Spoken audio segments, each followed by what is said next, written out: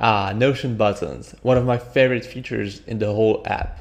In this video, I'll show you how to use them to automate your tasks and boost your productivity with just one click. Hey friends, welcome back to Notionbase. Let's be honest, we all got scared at first when we saw buttons in Notion for the first time. What are they for? How to use them? Well, with just one click, you can trigger actions that would normally take multiple steps and automate repetitive tasks that you plan on doing more than once. Let's see how buttons work in Notion and how you can actually use them to simplify your workspace instead of making it more complex. Okay, let's start simple. To create a button, just click /button, then you can give it a name, add an emoji, or add your first actions. The simplest one is insert blocks. You can then add a text prompt, a checklist, or a toggle right where you want it. You choose the position, so either above the button, below the button, at top or bottom of the page. So these alone can already save some time when you repeatedly add the same structure to your page. Now, here's where the buttons start to shine. You can stack multiple actions in the same sequence. Each action is added step by step, and they trigger in the order you define. You can choose from several options, starting with insert blocks, add a new page to a database, edit one or multiple pages in a database, send a notification, ask a confirmation, open a specific Notion page, send a Slack notification, which will soon be a paid feature, and even define variables, as we'll see in a moment, so make sure you stay until the end. If you are on a paid plan, you can also unlock the grayed out actions in the button to send emails and webhooks, and you also get access to automations in databases.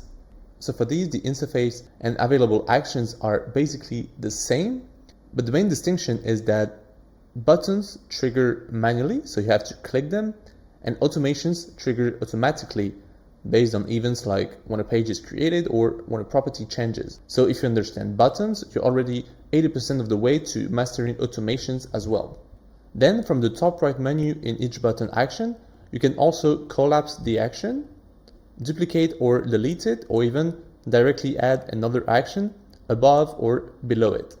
Now, when you're inside a database item, it can reference the current page dynamically with an option called This Page. This means you can edit or use properties of the page where the button is clicked. Speaking of databases, there is a similar feature to button blocks, which is called database buttons. This is a more recent feature in Notion. So to create a database button, just click the settings menu in the top right corner of your database, go to Edit Properties, New Property, and select Button. Then to edit the automation and add actions, just click Edit Automation. Now, before we go on with the examples, there are two more features that I need to impress upon.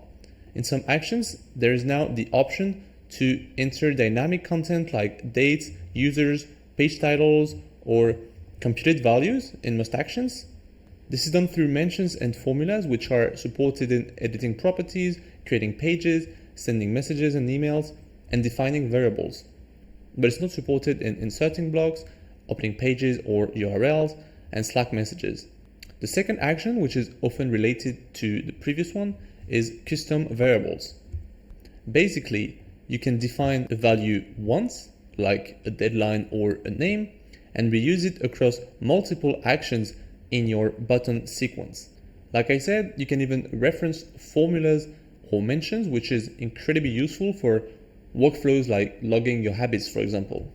Okay, now let's make this real. I'm gonna show you two ways I use buttons in my own Notion templates. The first one is a database button that I use to track my daily habits.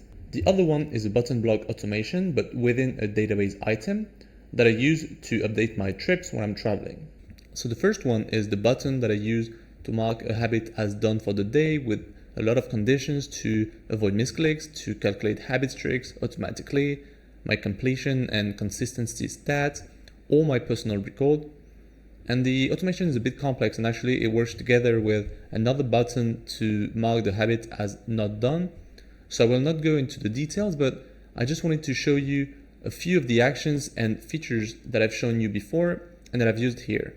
So the first action actually combines three important features.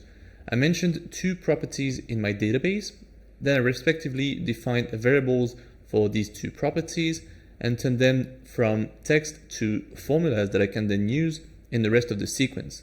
Now the second action is two regular formulas. I've actually done a full video about Notion formulas, so if you want more details, you can check it out here. The third action is another formula mentioning other properties. The fourth as well, but let's go to the bottom of the page because you can see this blue text. It's actually the variable that I declared in the beginning of the sequence that has changed in between, but I'm calling it here so the original value, which is not altered, can be used. Finally, the last action is edit pages in another database, and it uses filters. Again, I've made a full video about filters and you can check it out here. And the interesting thing is that since this is a database button, I can modify the relation between the two databases, in this case habits and habit tracking, by adding the current page from which I'm clicking the button. Now, I know that's a lot of data, so don't worry if you don't get everything at once. It takes time. But before we go on with actually creating a button from scratch, I want to show you another example of what you can do with buttons within database items. So here we are in the page template from my trips database. Here is the button, plan the trip. And if I click the settings, you can see that there are many different actions. First, a confirmation, then edit pages in. But where you get interesting is actually the last part, because here I have database views and also buttons in it. Oh, and also a PDF field. So there is actually another embedded button. And if I click the settings of the start the trip button, you can see that it opens another subsequence with more actions and another block insertion, the last one, with again a button in it. So it just goes to show the infinite possibilities that buttons offer. Okay, sorry, for the last part, we're gonna slow down a bit and start creating a task button from scratch. I'm gonna keep it very simple for the example. Okay, so I opened a new page. Let's start by creating a new button by typing /button and selecting the button block. We can name the button new task and change the emoji. I can select a checkbox icon, for example. Then let's add a few actions. So the first action should be add a page to. Then I can select my tasks database. Now I can also pick a page template, which has been done by default. And now I can edit properties and pre-fill all of them with recurring values. For example, I could put anything in the name property. So let's just write in hello. And I can mention a random page for the example. Now let's also edit the deadline, person properties. For the deadline, actually, let's use a custom formula to always set the deadline a week from the date triggered. So to do so, I will use the date add function, then select the date triggered, put in 7 days, and use days as the unit. Then click save. Now the person can just be set to whoever clicked, for example. Now let's create a second action, which is to open the page added. So I'm just going to click open, and in select page, I can click page added, so the one that was added just before. So this will automatically open the newly created page in center pick when I click the button. Actually, you know what? I just decided to add a confirmation step at the beginning. So now I have two options. I can either add an action at the end of the sequence and drag it to reposition it, or click on the first action menu and click add action above. Then let's choose confirmation. Let's remove the main text message and keep the button text like this. Okay, now the button should be ready. We can click on done once we have finished set up the automation sequence. And now what happens if we click on it? So I've got the confirmation message, which is good, continue, and boom, a new page just got created in the task database. It was renamed, as we said, the person has been set to whoever clicked, and finally the deadline has been set to 7 days from now. Perfect.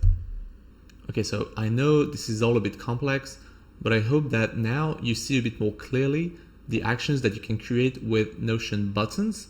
and the possibilities that you have to create automations to improve your Notion workspace.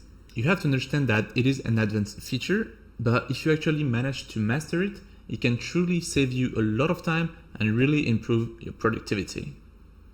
Hey friends, I hope you got value from this video.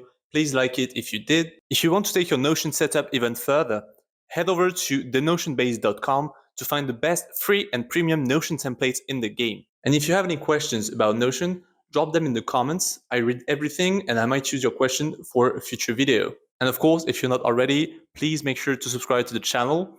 Until then, keep Notioning and I'll see you in the next one. Bye bye.